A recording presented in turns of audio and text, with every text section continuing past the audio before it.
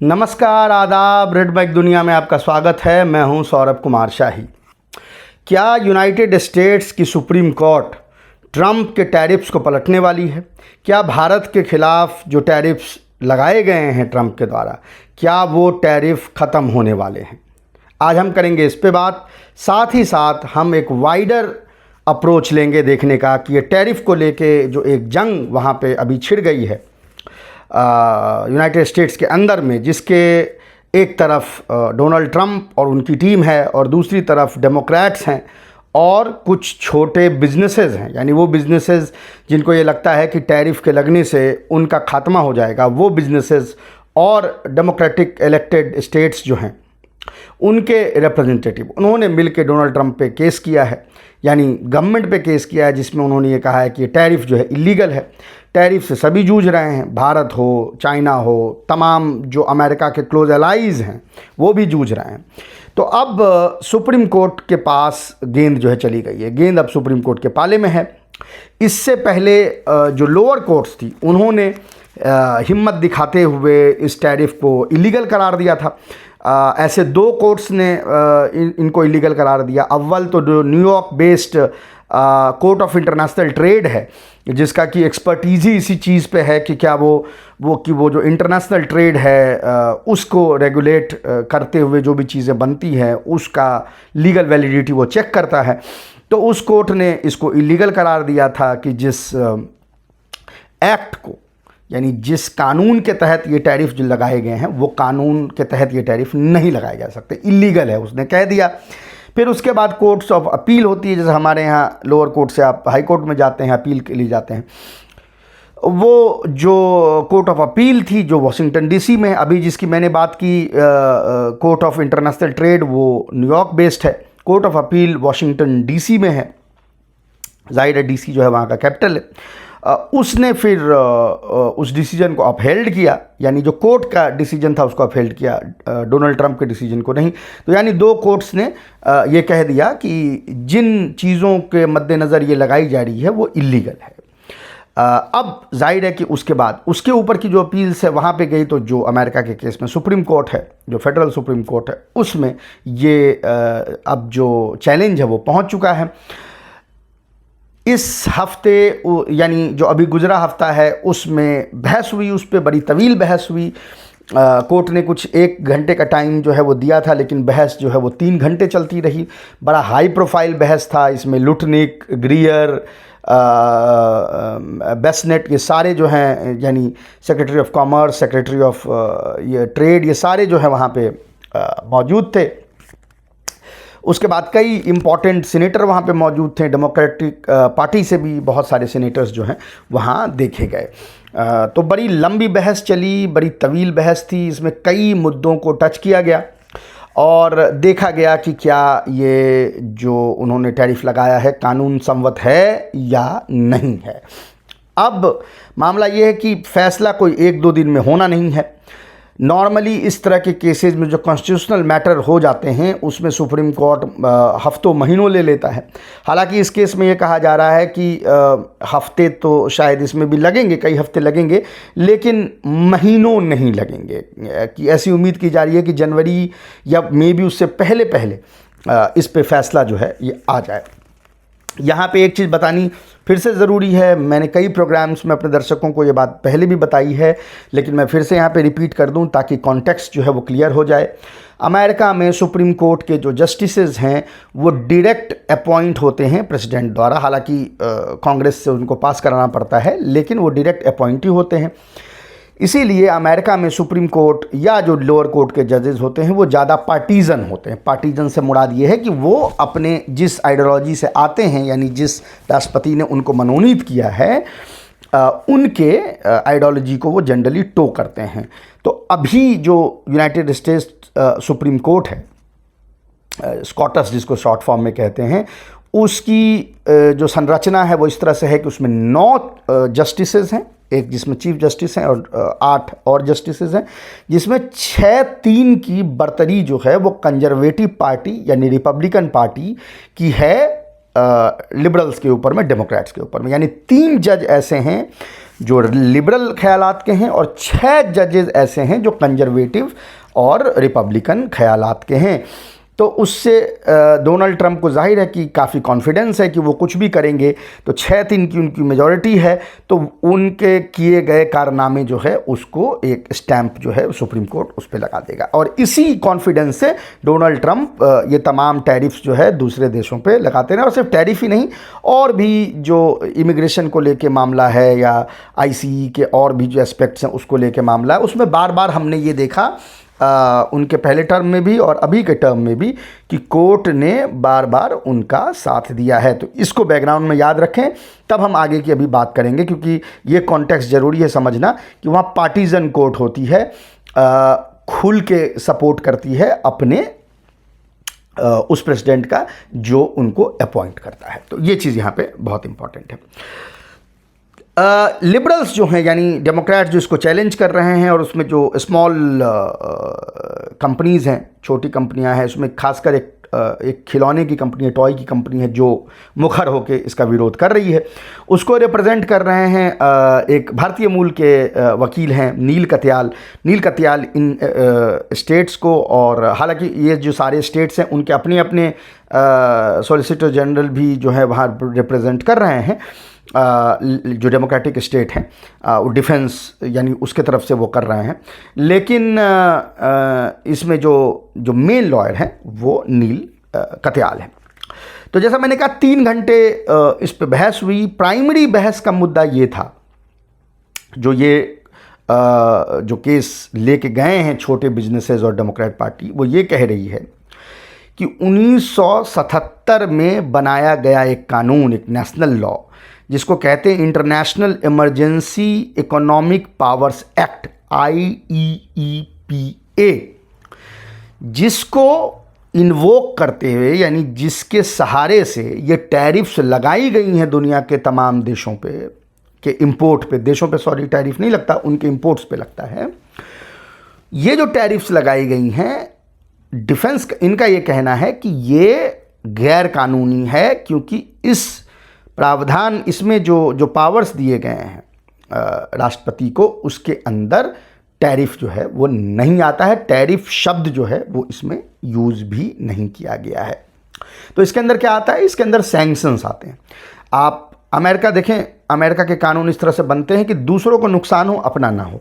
तो कानून इस तरह से बनाए गए कि आप सैंक्शन लगा सकते हैं। सैंक्शन जब आप लगाते हैं किसी देश पे, फ़र्ज़ करें कि इसके थ्रू आपने क्यूबा पे सैंक्शन लगा दिया, क्यूबा को नुकसान है, लेकिन जब आप टैरिफ लगाते हैं तो टैरिफ तो वहाँ के लोगों से वसूली जाती है। ये जो अभी अमेरिका कह रहा है कि हमने तकरीबन $90 बिलियन हमने टैरिफ वसूल कर ली है, और आप एक ट्रूथ सोशल पे देख सकते हैं राष्ट्रपति ट्रंप ये कह रहे हैं कि अब अमेरिका से रिच दुनिया में कोई देश नहीं है, हमने ये कर दिया वो कर दिया। हालांकि वो सारी चीज़ें जो है टेक्निकली उसमें आधी जो है वो झूठ है, लेकिन फिर भी डोनाल्ड ट्रंप है। तो वो कह रहे हैं कि हमने 90 बिलियन वसूल कर लिया है टैरिफ। और ये वो टैरिफ 90 बिलियन कौन दे रहा है? वो चाइना और भारत तो नहीं दे रहे हैं। वो 90 बिलियन टैरिफ जो है वो वहाँ के लोग दे रहे हैं, अमेरिका के लोग दे रहे हैं, जिन्होंने वो हाई ड्यूटी सामान जो है वो ख़रीदा है। अब वो कह रहे हैं कि उसी से हम $2000 पर लोगों को भेज देंगे। ये उनका 15 लाख वाला मूवमेंट है बाय द वे। वो खैर भेज भी देंगे, पर अमेरिका में $2000 कुछ भी नहीं होता, उसकी कोई कीमत नहीं है कंसिडरिंग कि कितना इफेक्ट इस पे पड़ रहा है। एनीवे, तो अब वो ये कह रहे हैं कि इसके अंदर उनको ये पावर नहीं है, और इस पावर का गैर जिम्मेदाराना वो अप्लाई उसको कर रहे हैं। तो कोर्ट में जो है इसको लेके काफ़ी चर्चा हुई। जैसा मैंने कहा, ये जो एक्ट है ये कहती है कि आप ट्रेड को रेगुलेट कर सकते हैं, है ना। आप जो है वो ये नहीं कर सकते कि, जैसा मैं अब इसके ऑफिशियल लैंग्वेज को पढ़ देता हूँ। It gives the power to regulate trade to deal with unusual and extraordinary circumstances that originates partially or fully from outside the US and threatens the national security, foreign policy and economy of the US। यानी इसका उपयोग तब कर सकते हैं कि ऐसी कोई चीज़ जो यूनाइटेड स्टेट्स के बाहर से कोई थ्रेट आ रहा हो, जिससे यूनाइटेड स्टेट्स के नेशनल सिक्योरिटी, उसके इकोनॉमिक और यानी उसके इंटीग्रिटी की जो है वो ख़तरा बन जाए, तो आप इस ट्रेड को रेगुलेट कर सकते हैं। रेगुलेट करने का मतलब सैंक्शन कर सकते हैं, लेकिन आप टैरिफ नहीं लगा सकते, ये कानून ये कहती है। इसका पहला उपयोग बिल्कुल ही शुरू के महीने में डोनाल्ड ट्रंप ने कर दिया, जब इन्होंने फेंटानिल को लेके, ये जो ड्रग्स है उसको लेके इन्होंने चाइना, मेक्सिको और कनाडा पे प्रतिबंध लगाए थे। बाद में कनाडा और मेक्सिको पर से प्रतिबंध हटा लिए, लेकिन चाइना पे वो प्रतिबंध लगा रहा। प्रतिबंध कहने का मतलब, सॉरी, वो टैरिफ लगा रहा 20%, और उस 20% टैरिफ को अभी जो मुज़ाकरात हुए थे उसमें घटा के 10% किया गया है। लेकिन बाद में इसी को इन्वोक करते हुए जो इनका जो वो लिबरेशन डे टैरिफ हुआ था, इसमें रेसिप्रोकल टैरिफ दुनिया के सारे देशों पे लगा दिए गए थे, वो भी इसी को लेके, इसी को इन्वोक करते हुए किया गया था। और उन्होंने कहा था कि ये एक्स्ट्राऑर्डिनरी और अनयूजुअल थ्रेट है जो कि this which can lead to the economic and national security collapse of United States. ये आर्ग्यूमेंट डोनाल्ड ट्रंप ने उस पर दी थी। अब कोर्ट में ये आर्ग्यूमेंट इसको लेके चल रहा है। कत्याल साहब, जो नील कत्याल साहब हैं, वो ये आर्ग्यू कर रहे हैं कि टैरिफ्स आर टैक्सेस, ठीक है, और टैक्स लगाने की जो पावर है वो सिर्फ कांग्रेस के पास है, यानी पार्लियामेंट के पास है। वो राष्ट्रपति अपने आप से टैक्स नहीं लगा सकते। इसके जवाब में जो गवर्नमेंट के रिप्रेजेंटेटिव हैं, सॉलिसिटर जनरल हैं, उन्होंने ये कहा कि नहीं, ये टैक्स नहीं है, ये रेगुलेशन है, इससे पैसे इकट्ठे हो जा रहे हैं, ये इंसिडेंटल है, ये उस कारण से लगाया नहीं गया। अब मसला ये है कि डोनाल्ड ट्रंप जो है वो अपने ही मैसेजेस में, अपने ही बातों में इतनी बार बोल चुके हैं कि हम इससे पैसे इकट्ठे कर रहे हैं, हमारे पास $89 बिलियन आ गया है और $1 ट्रिलियन हो जाएगा। और ये तो जब आपके राष्ट्रपति अपने वक्तव्यों में खुद ही कह रहे हैं कि इससे पैसा इकट्ठा कर रहे हैं, हम इससे रिच हो रहे हैं, तो आप कोर्ट में कैसे आर्ग्यू कर सकते हैं कि नहीं, पैसा इकट्ठा करने के लिए कानून नहीं बनाया गया था, कानून रेगुलेट करने के लिए बनाया गया था, पैसा इकट्ठा होना इंसिडेंटल है। ये बात आप आर्ग्यू कर रहे हैं, लेकिन आपके राष्ट्रपति के अपने वक्तव्य, अब आपके राष्ट्रपति के अपने जो लिखे हुए चीज़ हैं वो ये कह रही हैं कि नहीं, इससे हम जो है पैसे की उगाही कर रहे हैं। तो जैसे ही आप पैसे की उगाही के मकसद से कर रहे हैं तो इसका मतलब क्या हो गया? इसका मतलब हो गया कि वो टैक्स है, और अगर टैक्स है तो फिर आप उसको रेगुलेट, आप उसको नहीं इम्पोज कर सकते। वो पावर एग्जीक्यूटिव के पास नहीं है, वो पावर जो है वो पार्लियामेंट के पास है, लेजिस्लेटिव के पास है, यानी वहाँ पे कांग्रेस के पास है, सीनेट के पास, हाउस ऑफ रिप्रेजेंटेटिव के पास है। तो इस आर्ग्यूमेंट को लेके वहाँ पे काफ़ी यानी 3 घंटे तक इसको लेके बहस चली। इसमें जो अलग अलग हैं जजेस, उन्होंने अपने अपने सवाल रखे। अब जैसा मैंने पहले आपको कहा कि मामला तो ये है कि ये 6-3 चल रहा है, तो कम से कम ये 5-4 होगा तभी आप इसको डिफीट कर सकते हैं। तो इसमें देखना होगा कि ये जो 6 रिपब्लिकन माइंडेड कंजर्वेटिव जजेस हैं, इसमें से कितने टूट के डोनाल्ड ट्रंप के अगेंस्ट में वोट करते हैं। अच्छा, अभी ये जो आर्ग्यूमेंट है डिफेंस का, यानी डेमोक्रेट पार्टी का, और ये जो कत्याल साहब हैं, कत्याल साहब का प्राइमरी डिफेंस ये है, अमेरिका में एक चीज़ होती है जिसको बोलते हैं major questions doctrine. Major question doctrine क्या होती है? वो ये कहती है कि जहाँ पर भी कोई, जैसे नाम में ही है कि कोई मेजर क्वेश्चन हो, कोई बड़ी बात हो, तो वहाँ पे सिर्फ राष्ट्रपति उस पर अपना डिसीजन नहीं ले सकता, उसको वहाँ के कांग्रेस को अपने कॉन्फिडेंस पे लेना पड़ेगा। यानी मेजर क्वेश्चन डॉक्ट्रिन इसको कहते हैं। कोर्ट इसमें ये देख रही है कि चूंकि ये मेजर क्वेश्चन है तो आप इसमें कांग्रेस को बाईपास नहीं कर सकते। ये आर्ग्यूमेंट नील कत्याल साहब जो है वो दे रहे हैं। याद रहे कि इसी आर्ग्यूमेंट को लेके अभी पिछले एडमिनिस्ट्रेशन में जब जो बाइडेन ने कोशिश ये की थी कि स्टूडेंट लोन्स जो हैं उसको वो डिफीट करना, उसको वो माफ़ करना चाहते थे, उसको कैंसिल किया गया था इसी बिना पे। ये बात बाइडेन को भी पता थी, ये उन लोगों को ये बात पता थी कि ये डिफीट हो जाएगा, इसीलिए गिमिक के तरह से उन्होंने स्टूडेंट लोन को जो है माफ़ किया था। लेकिन कोर्ट ने उसको स्ट्राइक डाउन कर दिया, क्योंकि कहा कि ये मेजर डिसीजन है, ये बिना पार्लियामेंट के नहीं हो सकता, तो इसको मेजर डिसीजन डॉक्ट्रिन कहते हैं।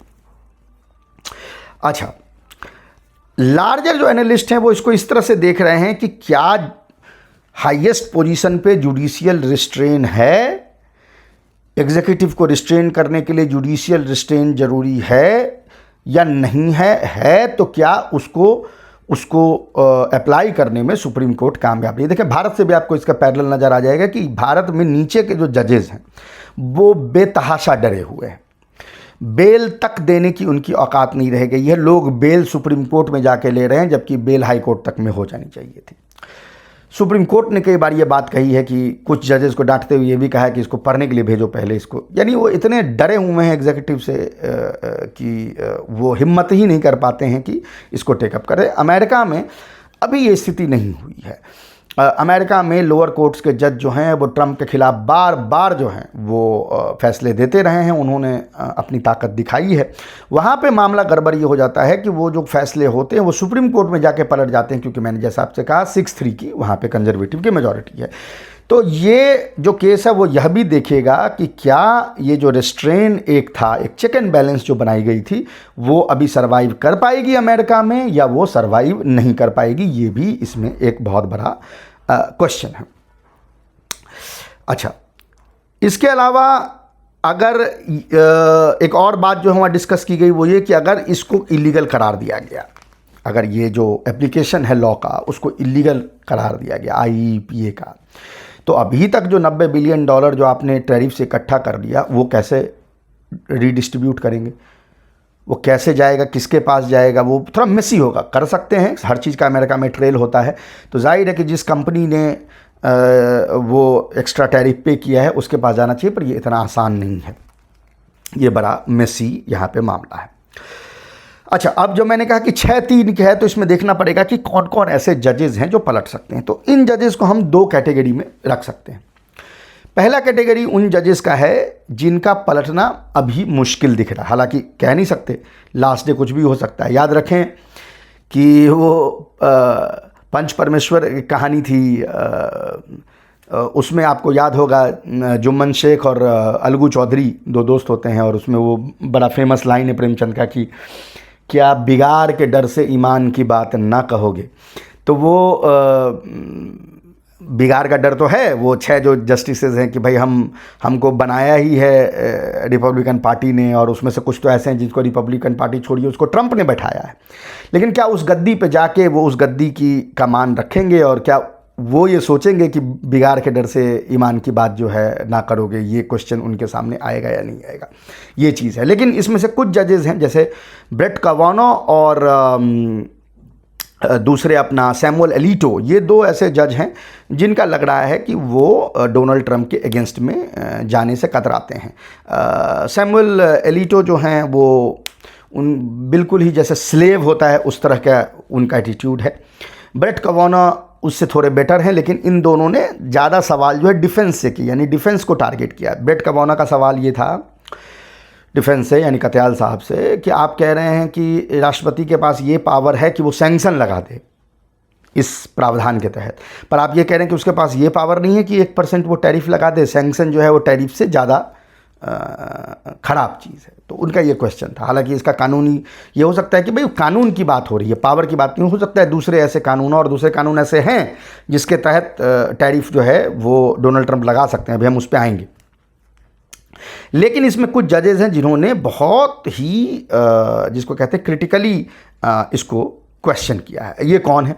इसमें एमी कॉनी बैरेट हैं जिन्होंने क्वेश्चन किया कि इसका ब्रॉड एप्लीकेशन। उन्होंने कहा कि आप कह रहे हैं कि यार नेशनल सिक्योरिटी थ्रेट है और हम इसको अप्लाई कर रहे हैं, तो सारे देश पे अप्लाई कर देंगे। मतलब उन्होंने नाम लेके बोला कि मतलब इसका कहने का मतलब है कि स्पेन और फ्रांस और ये सब जो आपके दोस्त हैं ये आपके नेशनल थ्रेट हैं। उन्होंने ये भी कहा कि मैं कुछ कंट्रीज समझ सकती हूँ जिससे अमेरिका की लड़ाई होगी, लेकिन ये ब्रॉड एप्लीकेशन मुझे समझ में नहीं आता। तो एक तो प्रो रिपब्लिकन जज में ये जो हैं अगर ये टूटती हैं तो सडनली 6-3 जो है वो 5-4 बन जाएगा, लेकिन तब भी 5-4 से तो काम होगा नहीं, 4-5 होना पड़ेगा। तो यहाँ पे फिर चीफ जस्टिस जॉन रॉबर्ट्स जो हैं उनका रोल आ जाता है। उन्होंने क्वेश्चन किया है कि आर्बिट्ररी और ब्रॉड पावर दे रहा है राष्ट्रपति को, जिस पे मन किया लगा दिया, जिस पे मन हटा दिया, जिसको चाहा जिस वक्त चाहा जितना % बढ़ा दिया। उन्होंने कनाडा का एग्जाम्पल दिया कि यार ये क्या है, कनाडा से आपने पहले बढ़ाया फिर घटा दिया फिर उसके बाद बढ़ा दिया, कोई लॉजिक नहीं है। यानी आपके विम और फैंसी पे चलेगा कि आप आज सुबह उठे और बीवी से लड़ाई हो गई, कॉफ़ी नहीं पी तो दिमाग जो है आपका सटका हुआ है, तो आप उठें किसी पे लगा दें, ऐसे तो चल नहीं सकता, कानून इस तरह से तो चलती नहीं है। तो उन्होंने इसको लेके कहा, उन्होंने इनफैक्ट एग्जाम्पल भी इसके अलावा दिए। इसके अलावा जो नील गौसच हैं, ये भी एक रिपब्लिकन जस्टिस हैं, उन्होंने ये कहा कि मुझे ये लग रहा है कि अगर राष्ट्रपति इस तरह के फॉरेन पॉलिसी पे इस तरह के टैरिफ की डिसीजन यूनिलैटरली लेता रहा तो उन्हें डर है कि कांग्रेस अपने पावर को एब्डिकेट कर देगी। यानी कांग्रेस को ये लगने लगेगा कि भाई हमारा क्या ही काम, राष्ट्रपति ही कर रहा है, छोड़ो भाई, हटाओ अपना, हम इंटरनल पॉलिसी देखते हैं, फॉरेन पॉलिसी पे हमारा कुछ नहीं रहेगा। तो उनको कहते हैं कि मुझे ये डर है कि ये जो बैलेंस हमने बना रखा था वो टूट ना जाए। तो ये 3 जजेस यहाँ इंपॉर्टेंट हैं, Amy Coney Barrett, chief justice John Roberts और नील गौसच। इसमें से अगर 2 भी पलट गए तो ये जो है इलीगल करार दिया जाएगा। सोनिया सोटोमेयर लिबरल जज हैं, उन्होंने भी क्वेश्चन किया, उन्होंने एग्जाम्पल दिया ब्राज़ील का कि यार वो अपने दोस्त को बचाने के लिए, बोल्सोनारो को बचाने के लिए वहाँ पर उसने ब्राज़ील पे टैग डाल दिया। ये क्या लॉजिक है, इसका कोई लॉजिक है? कौन सा नेशनल इमरजेंसी ब्राज़ील से आपको हो रहा था कि आपका अपना दोस्त जो है वहाँ पे उस पर ट्रायल चल रहा है तो आपने उसके ऊपर कंट्री के ऊपर में आपने ये लगा दिया। तो उन्होंने सारे एग्जाम्पल्स दिए। इसको डिफेंड करने में, जैसा मैंने कहा, ब्रेट कवानो इसको डिफेंड कर रहे हैं। वो कह रहे हैं कि नहीं, अगर राष्ट्रपति के हाथ से ये पावर खींच लेंगे तो गुड फेथ में ये ठीक नहीं होगा। और उन्होंने भारत का एग्जांपल दे दिया रसिया वाले केस में कि देखिए, रसिया से भारत तेल खरीद रहा था और हमने उसको प्रेशराइज़ किया है, राष्ट्रपति ने इसका यूज किया उस वॉर को बंद करने के लिए, भारत को प्रेशराइज़ करने के लिए, और वो उससे रिजल्ट्स आ रहे हैं।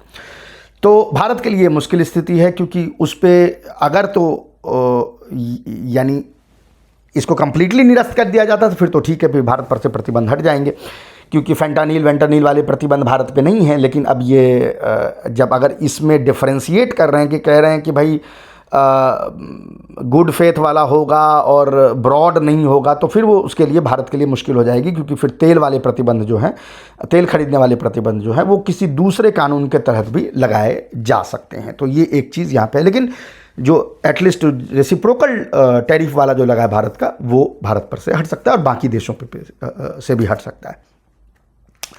अच्छा, एडमिनिस्ट्रेशन इसको किस तरह से देख रही है? एडमिनिस्ट्रेशन हार मानने को तैयार नहीं है। एक्सपर्ट्स अमेरिका में ये बात कह रहे हैं कि देखें, एडमिनिस्ट्रेशन किसी न किसी तरीके से इसको कंटिन्यू करेगी। टैरिफ जो है वो अब अमेरिका की रियलिटी है और उस रियलिटी को हम जो है वो दबा नहीं सकते हैं। तो अगर इस जिसको कहते हैं जहनियत के तहत अगर ये एडमिनिस्ट्रेशन काम कर रही है तो उनके पास और भी एक्शंस हैं। इनफैक्ट एक इशारा जो है वो ऑलरेडी एडमिनिस्ट्रेशन दे रही है। बेसेंट जो है बार बार ये बात, स्कॉट बेसेंट ये बार बार बात कह रहे हैं कि अगर ये स्ट्राइक डाउन हो भी गया, हालांकि वो पूरी प्रेशर बना रहे हैं कि स्ट्राइक डाउन ना हो, पब्लिक स्टेटमेंट दे के राष्ट्रपति ने अपने स्टेटमेंट दे दिए, लेकिन वो कह रहे हैं कि स्ट्राइक डाउन हो भी जाएगा तो हमारे पास always there is plan B. तो ये प्लान बी क्या है? इसमें सेक्शन 232 हैं ट्रेड एक्सपेंशन एक्ट के, जो 1962 में बने थे, और सेक्शन 301 और 120 हैं ट्रेड एक्ट 1974 के, जिसके अंतर्गत टैरिफ जो है लगाए जा सकते हैं। लेकिन ये जो प्लान बी है ये इतना आसान नहीं है, क्योंकि ये जो दोनों जो हमने आपको एक्ट्स बताए जिसके तहत अगर ये डिफीट हो भी गया तो उसके तहत टैरिफ लगाए जा सकते हैं, उसमें अव्वल तो कई जगह लिमिटेशंस हैं कि आप मैक्सिमम 15% ही लगा सकते हैं या 10% ही लगा सकते हैं। दूसरा ये कि उसमें टाइम बाउंड है, 150 दिन के लिए लगा सकते हैं, 120 दिन के लिए लगा सकते हैं, इस तरह की चीज़ें हैं। प्लस वो इंडिविजुअली लागू होगा। आपको हर देश के खिलाफ बोलना पड़ेगा कि वो ऐसा क्या कर रहे हैं जिससे आपके नेशनल सिक्योरिटी को खतरा है, उसकी जांच की जाएगी। जांच का एक म्याद होगा, 8 महीने, 9 महीने, 10 महीने, जांच की रिपोर्ट आएगी, फेवरेबल होगी, तभी आप उस पर लगा पाएंगे। ये यानी एक मुश्किल तो ये खड़ा कर ही देगा ट्रंप एडमिनिस्ट्रेशन के लिए। वो ब्रॉडली इसको नहीं अप्लाई कर पाएंगे जैसा अभी तक कर रहे हैं। तो अभी और आर्ग्यूमेंट्स होने वाले हैं, और आर्ग्यूमेंट्स में क्या बातें होती हैं, किन चीज़ों को लेके, वो नुक्ते नज़र हम आपके पास लेके आएंगे, आपको बताएंगे कि इसमें क्या चल रहा है। फिलहाल ऐसा दिख रहा है कि जो आर्ग्यूमेंट के बेसिस पे, हालांकि जैसा मैंने कहा कि अब वो लास्ट में जाके जुम्मन शेख जो हैं वो अपना बदल लेंगे, अलगू चौधरी के हक़ में फ़ैसला नहीं देंगे, तो हो सकता है कि गड़बड़ हो जाए। लेकिन अभी तक के बहस से तो ऐसा लग रहा है कि ये कानून पलटने की इसकी उम्मीद है, और भारत और तमाम देशों पर से जो ये स्वीपिंग टैरिफ लगे हुए हैं, एटलीस्ट रेसिप्रोकल, वो हट जाएंगे। अभी के लिए इतना ही, हम आपसे फिर मिलेंगे किसी और इशू पे। तब तक के लिए नमस्कार।